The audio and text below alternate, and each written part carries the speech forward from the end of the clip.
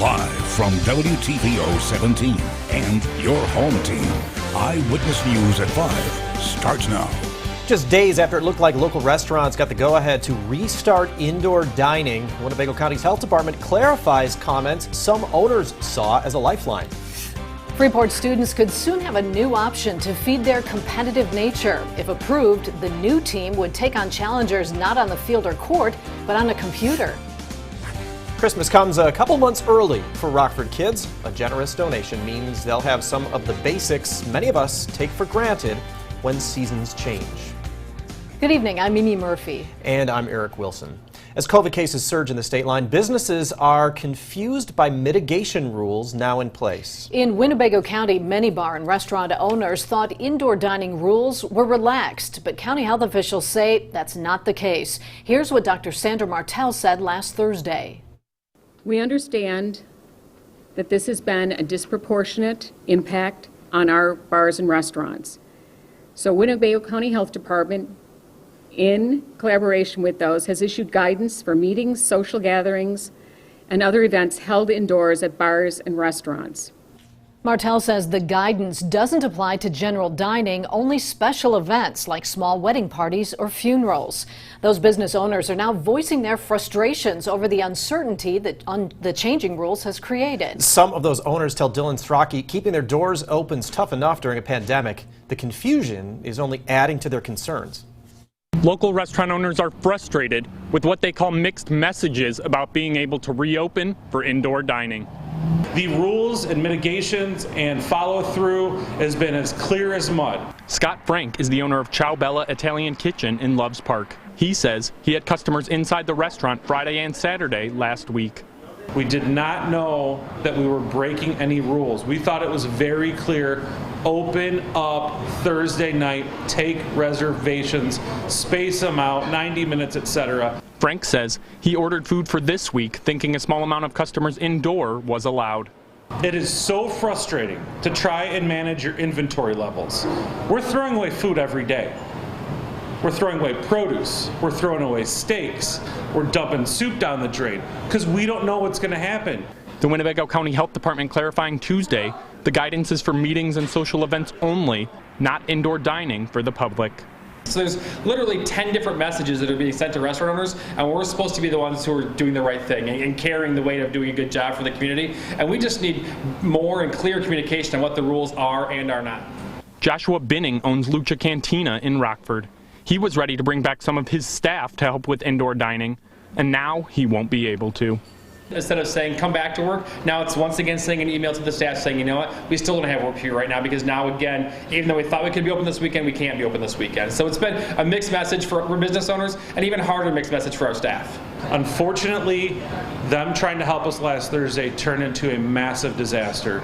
In Winnebago County, for your home team, I'm Dylan Saraki.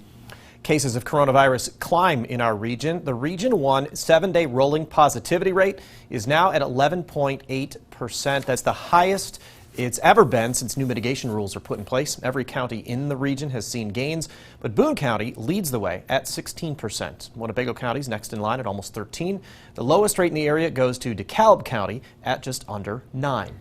The state line region has been over the 8% threshold for nearly 3 weeks. That opens the door for tighter restrictions. None have been put in place as of now. Today, Governor J.B. Pritzker acknowledged the impact it's having on small businesses and said business owners facing the increased pressure will get first chance at $220 million in new business interruption grants.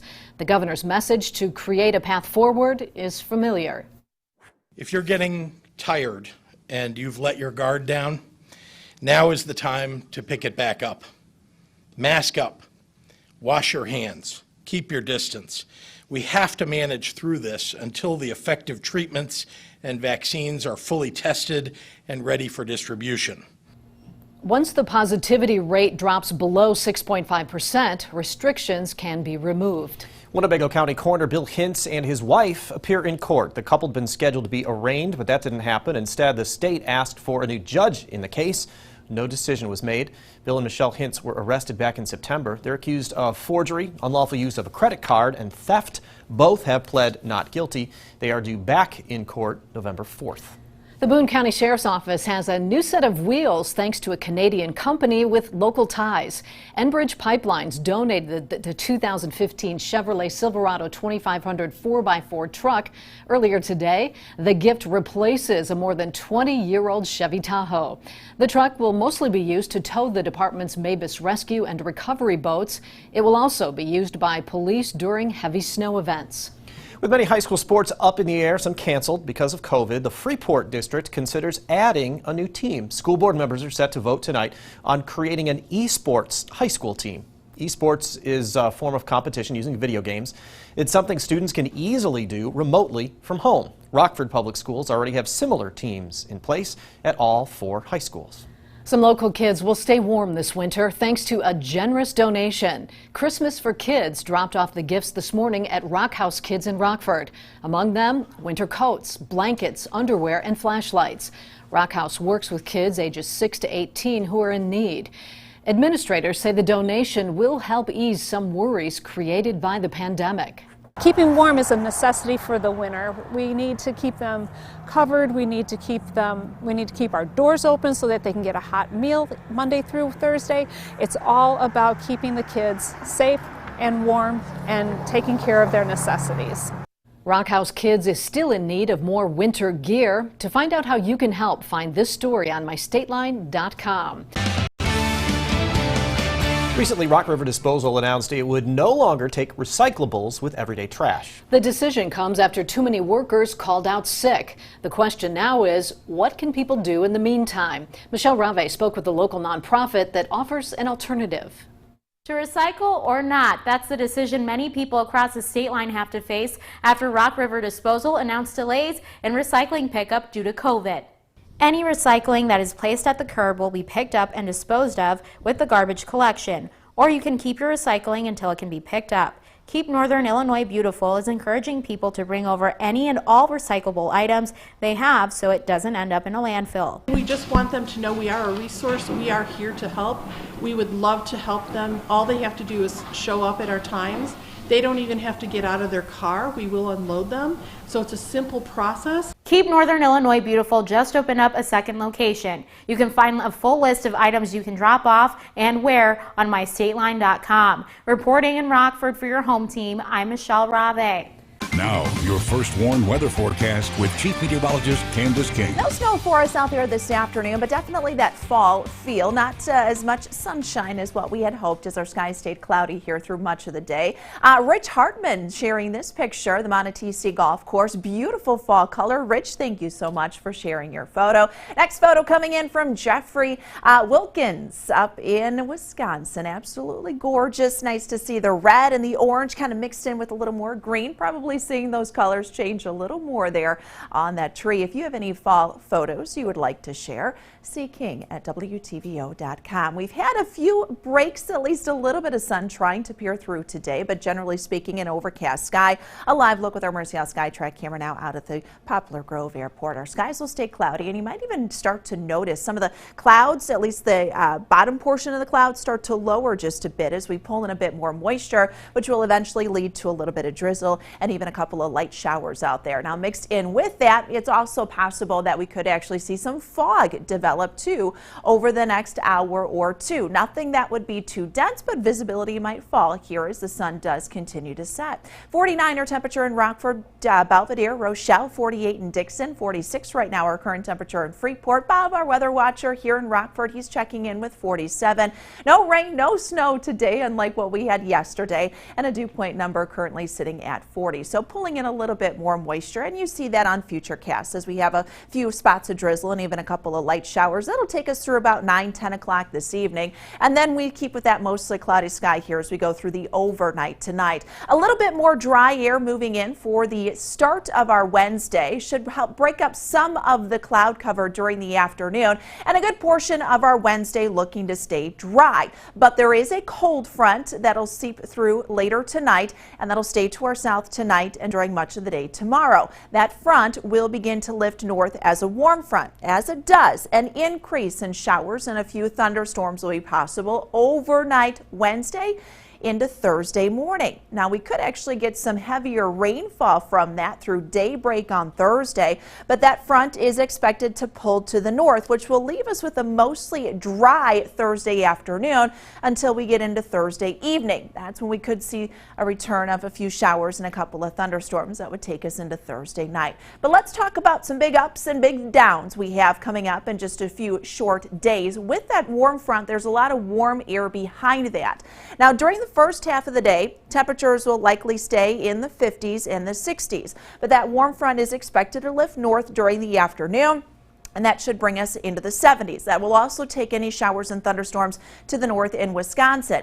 But there is a cold front and a rather strong cold front that'll come through during the overnight Thursday into early Friday. Our highs on Friday will likely be reached by daybreak, and then temperatures will be falling through much of the afternoon. So let's kind of play this out here. Down into the low 40s tonight. We'll see some sunshine to kick off our Wednesday. Temperatures will climb back into the mid and upper 50s, still a little bit below that average. But here's the rain as that comes in with a few thunderstorms. This is Thursday morning. Temperatures will continue to climb. We'll stay in the 50s and the 60s through the morning, into the 70s by the afternoon, with some of those thunderstorms coming in overnight. But look at that temperature fall. In fact, Thursday night we will be warmer than what we are going to be for Friday afternoon. It'll be a little breezy too. Temperatures then, guys, fall back into the 40s by early next week. Now, the Napleton Sports Desk with Sports Director Scott Lepper. The league championship rounds in baseball brought us lots of thrills with both series going 7 games. We could very well be in for more of the same in the World Series. Starts tonight at Globe Life Field in Texas, the home of the Rangers. It's the first World Series that will be played at a neutral location, but much like the Super Bowls are played in the NFL. And the Rays needed 7 games to get by the Astros in the ALCS. The Dodgers needed 7 games in a dramatic comeback to get past the Braves in the NLCS. The pressure is greater on the Dodgers, who are older, have a vastly higher payroll, and they've failed to win a World Series 3 of the last 4 years that they played in it. I just want to do anything I can to help this team win in any way, and I think that's my mindset. That's a lot of guys' mindsets, and I'm excited to go out there, and it's going to be a fun series. Well, Fox 39 is the place for all your World Series action. Game 1 tonight is scheduled to start at 7:08. Pre-game coverage begins at 6:30. The Bears had the day off. Their big news is they've added a player to their practice squad. He's linebacker Manti Te'o, the former Notre Dame star from 8 years ago. He spent the last 7 seasons in the NFL with the Chargers and Saints. He started 48 games in his career and made 307 tackles. He's a guy who could find himself on the active roster before too long. The Bears' running game started off the season well, but it has gone downhill rapidly the last 3 weeks. Matt Nagy says David Montgomery is not the problem. David's doing a really good job. I mean, he runs hard now. I mean, you see some of those runs in there where he's breaking some tackles and getting extra yards and yards after contact. That's what he's always done. I love that about him. But don't be surprised if running back Lamar Miller, who the Bears signed a couple weeks ago, is activated from the practice squad soon to provide Montgomery with some help.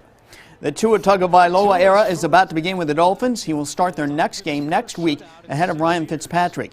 He saw his first game action in mop-up duty last weekend. And another bad loss for the Cowboys last night is head coach Mike McCarthy on the hot seat already. The NFL Network is reporting that a couple unnamed players have come forward claiming that the coaching staff is, quote, totally unprepared, and they say the coaches don't teach. You can bet Jerry Jones isn't happy with what he's seeing. We'll see a couple of showers and at least a little bit of drizzle kind of move in over the next couple of hours. A good place to follow that. The First Warn Interactive Radar brought to us by Rockford Auto Glass and more. There have actually been a couple of thunderstorms back down to the south in central Illinois. Temperatures are in the 40s right now. We'll see those numbers drop off down to 49 degrees tonight, up to 51 tomorrow. Most of our Wednesday is going to be dry, but the chance for a few thunderstorms will roll back in with a warm front overnight Wednesday into early Thursday. A good portion of Thursday afternoon staying dry, but we may hang on to a couple of those showers and a few thunderstorms during our Thursday morning. Temperatures will climb back into the 70s. It'll stay very mild Thursday evening. Thunderstorms will move back in overnight. Temperatures will fall through Friday. Highs next week in the 40s. At least we'll have one warm day. Thanks, Candace. And thank you for spending some time with us. Stay safe.